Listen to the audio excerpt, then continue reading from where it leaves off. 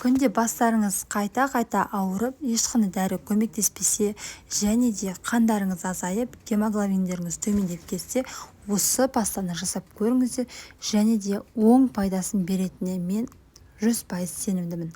Өйткені маған жақсы көмектесті. Осылай грек жаңғағын аламыз, және де кептірілген өрік, мейіз, жер жаңғақты барлығын блендермен жақсылап, блендерлап, майдалап, езіп аламыз. Одан кейін табиғи бал болу қажет, міндетті түрде. Осылай үлкен қасықпен жақсылап салып араластырып аламыз. Мінекей менің пастам дайын. Сіздер де дәл осылай жасап, күнде таңертең кішкентай қасықпен 2 қасық аш қарынға жесеңіздер, пайдасы өте мол. Міндетті түрде жасап көріңіздер, пайдалы болса, достарыңызбен бөлісіп, менің парақшама тіркеліп қолдап кетіңіздер. Менің парақшам пайдалы. Денсаулықтарыңыз мықты болсын, ауырмаңыздар, сақтап алыңыздар.